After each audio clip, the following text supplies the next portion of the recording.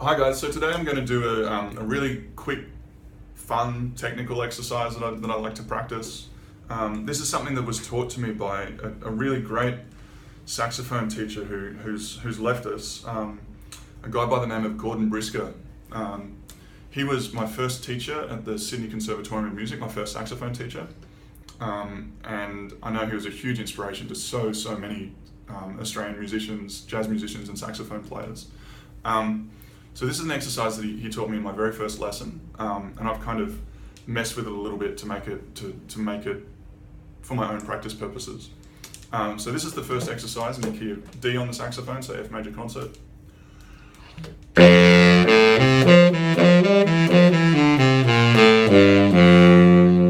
And again.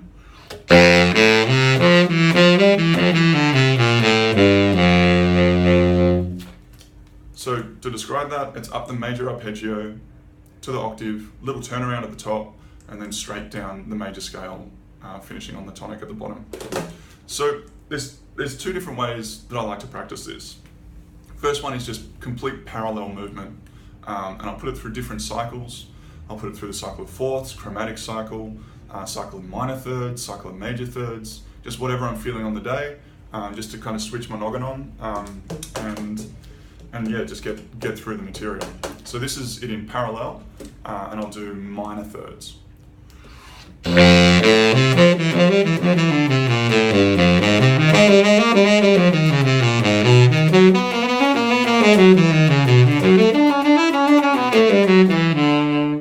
Then from there I'll go down a tone.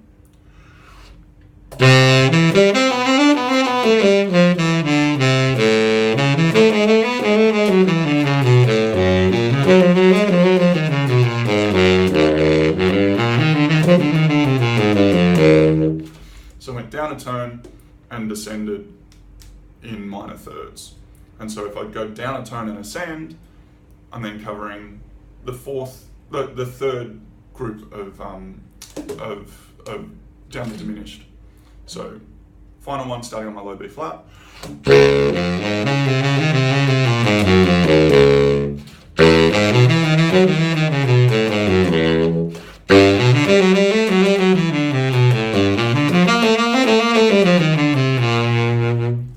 There you go. So the other way that I like to practice it is similar to what I was discussing in my tone exercise with the overtones. So common note theory, and doing exactly the same process. So making the starting note the tonic, making it the fifth, and then making it the third. And then moving chromatically, you get that movement from the last pattern becomes the fifth of the new key if you move up chromatically, just like it happened in the overtone series. So this is that same thing, common note theory, ascending chromatically.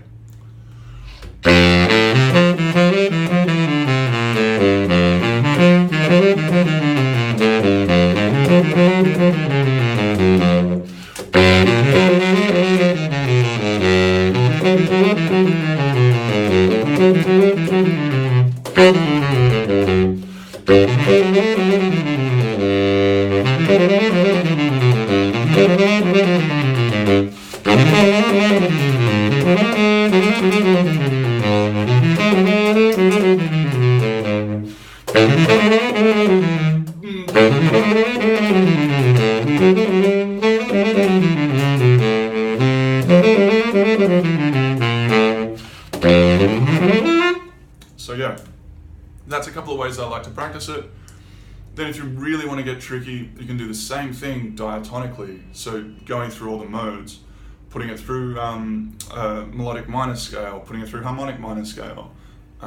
There's so many different ways, and it's just up to you to be creative in the way that you practice, so that you have variation in your practice, and that you still have a really strong concept of throughout the process, but you're being creative and doing the same piece of information in many different ways, so that you can just draw on that intuitively and instinctively.